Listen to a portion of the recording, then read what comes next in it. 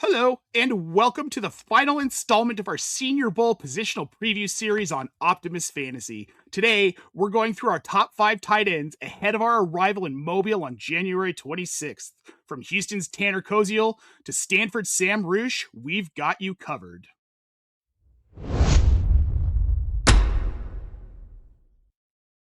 Hello, everybody. I'm Nate Paulvote. And I'm Cam White. Today, we're going to be covering the tight ends you need to know about at the 2026 Senior Bowl. And I'd like to start out by just saying thank you for tuning in. You're a real sicko for joining us for tight ends at the Senior Bowl. Usually, people are excited for the running backs, the wide receivers, the quarterbacks. And then when we get to tight ends, you know you're a real fantasy diehard if you're tuning in for this show. So just wanted to say thank you to you guys. And let's kick it off with Tanner Koziol, Nate.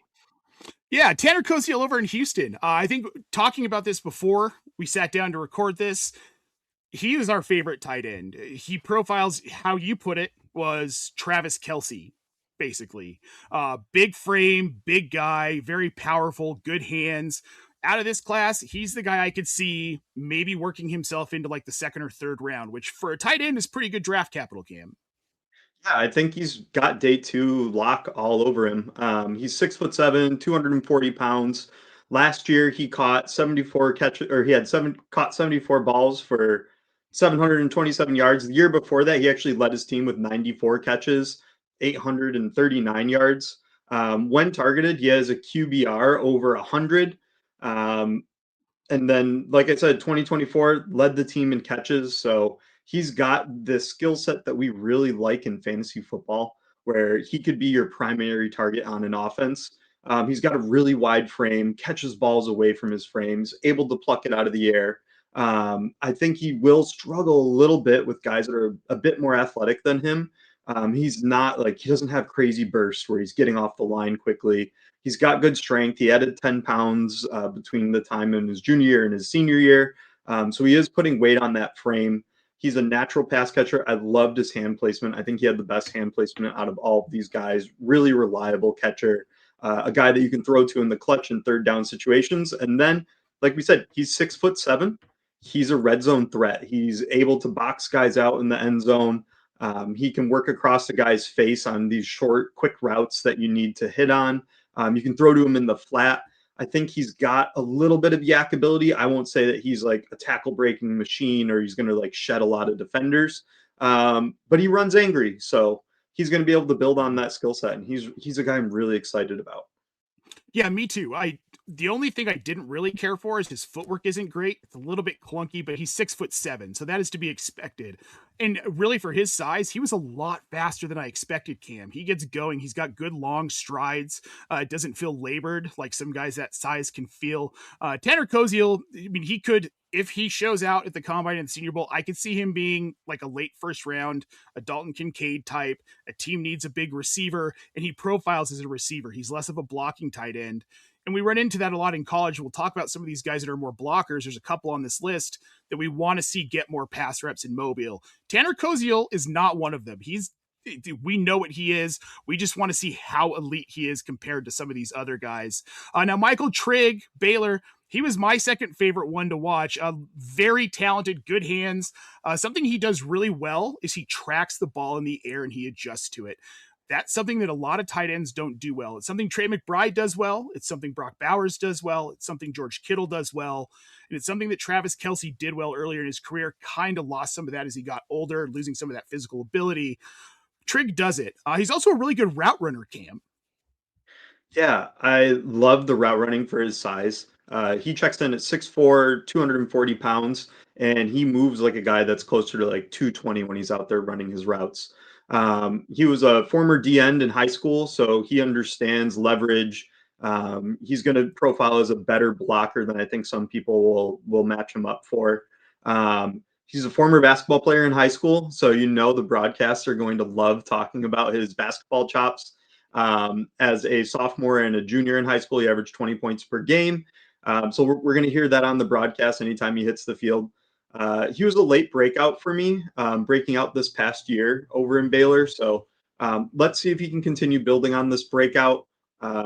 sometimes it is a little worrisome where a guy's a late bloomer, but we're going to get to see it at the Senior Bowl. We're going to have him matched up against other tight ends in this class.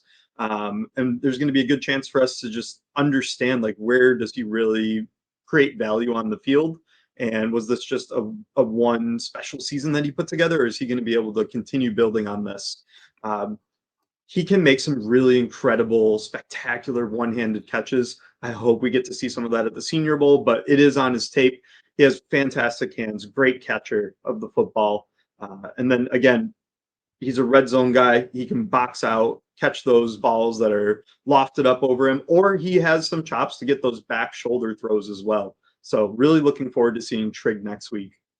Yeah, I am as well. He reminds me a lot of Harold Fannin and how I felt about Harold Fannin heading into the Senior Bowl last year. So I'm hoping that we see some of those similarities because he profiles as a guy that you could use in the slot alongside an inline tight end in 12 personnel, which is becoming so widely used in the NFL. Guys like these become very valuable to teams. Justin Joly, NC State. I enjoyed watching him, man. Fantastic hands. The first play was a one-handed grab that he pulled in that was just beautiful. Odell Beckhamish, if I may say so. He moves well with the ball at the second level for a guy his size. I was really impressed with his footwork and his breakaway speed when he gets to the linebackers and the secondary and the safeties, and he's physical. He profiles as a guy. I think he could be a guy who sees 100 targets in the NFL, but it has to be the right situation. I would love to see him go to New York. I know they've got Theo Johnson there, but with John Harbaugh and it looks like Todd Monken coming in, they could use a second tight end like this.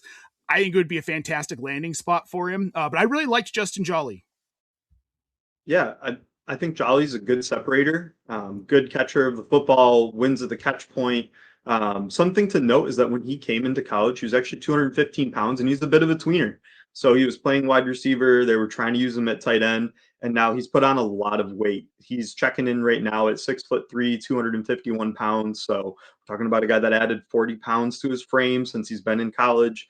I think he's going to be a threat with yak opportunities. They move him around the formation, which is something you like to see. A guy that you can split out wide, you can put in the slot, you can get him in line. A lot of different opportunities to get value out of Joly. Yeah, again, landing spot means so much. We've talked about that in all these videos. If he lands in the right spot, Justin Joly could be very fantasy relevant, and in the vein of like how we saw Mason Taylor creeping up into fantasy relevance towards the end of the season. Josh Cuevas at Alabama. This is a guy I think is a project, Cam, and not because he's not good. He's very good, but he was at Alabama. He didn't see a ton of usage. It's one of those schools that just doesn't really target tight ends. We don't see a lot of quality tight ends come out of Alabama, but he does enough blocking wise that it will keep him on the field. He primarily lines up in line. He's a really good chip blocker. He chips and gets out into routes very quickly, especially on play action, which is something that you need to see at the NFL. For some of these quarterbacks, they need that tight end to get out, and a lot of these guys can't do it. He does it very well. I'm going to need to see him get more usage. I'm going to need to see the reps in the pass catching area at the Senior Bowl because we didn't see a ton of it.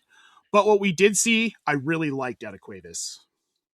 I think you called out. He's a good blocker, and that's going to raise his draft capital. He's 6'3", 256 pounds, a little undersized as a pass catcher, but the blocking is really important. He's got the size to be a plus blocker as well. They use him to attack vertically occasionally, so he doesn't have like game breaking speed, but he's not a guy that the safeties don't have to worry about going long. Plucks balls away from his frame again, like much of these other guys do. He's a natural pass catcher. And I think that if they used him a little bit more as a pass catcher in this offense, we might be talking about him differently. But like you called out, he's in there blocking, he's in there on play action. They're not asking a lot of him as a pass catcher. Yeah, but when you did see him running routes, his spatial awareness was fantastic. His footwork was great. I think this is a guy that will get more usage at the NFL level. It's what I hope for Ben Sinnott. But we're getting into year 3, so we might see it over in Washington. Sam Roush, he's the last of our 5. He's coming in from Stanford, California. Good hands, really good hands. But one of the things I noted is he's a real clunky route runner. It's like his feet are in cement a little bit. With his size, he can get away with it. He's creating separation very physically. Not necessarily super fast, but I think that there's a chance that he could improve on some of this stuff. And I think scouts might see, hey, this guy could be something, not going to be a year one guy who makes an impact in the NFL, but this is someone where down the line, I could see a year two, year three breakout from Roush. I liked Roush. My first call out for him is that he was runner up for the best headshot superlative that went to Trey Wallace. If you're listening to our other shows, away from that, I think he's a plus blocker. He catches balls away from his frame as well. Really processed coverages well for a tight end. I saw him settling into space, identifying what the defense was running, and then figuring out how he's going to make an advantage for himself. He worked back to his quarterback in the plays that I saw when they were in scramble drills. Looked like a tough physical runner. He's 6'5", 260 pounds, so he's got the perfect tight end size where you can put him in line, use him as a pass blocker, use him as a run blocker. He's got enough speed to get out to the edge and try to set some blocks if you're running any of these wide concepts in your run game. So there's something to like there. I think he's probably going to be maybe a day 3 guy if I had to place him in one of these areas. But NFL teams are going to like him because there's something to his blocking, and he's got enough as a pass catcher to be dangerous. Yep. He's another one of those guys. You find a team that runs a lot of 12 personnel. Maybe you have a guy like Fannin who is more of a slot guy. Roush can be an inline guy, but we did see him in the slot a little bit. He looked decent. I'd like to say more than decent. We just didn't see enough of it. And with tight ends, finding their film, you think finding some of these quarterbacks, running backs, and wide receivers was hard? We had to dig. I swear I dug to China trying to find film on Michael Trigg and Justin Joly, but we found it. And that's the important part. And like we said, there are 4 other tight ends who are going to be in Mobile. The ones that we're not talking about, these guys primarily blocking tight ends. There isn't a lot to see receiving wise. If something happens while we're in Mobile and we change our opinion, we're going to have a ranking show coming out after the game. We'll tell you about that. But for now, these are the 5 guys who are profiling as fantasy relevant as we're heading into the Senior Bowl. All right, folks, that's going to do it for us. I want to thank everyone who has tuned into this series. We appreciate it so much. Make sure you like this video, guys, and subscribe so you don't miss any of our live coverage from practice in the game next week in Mobile, Alabama. If you need more football, check out our Discord server. It's in the show description below. And make sure you find us on optimusfantasy.com. For Cam Ward, I'm Nate Palvote. See you this weekend.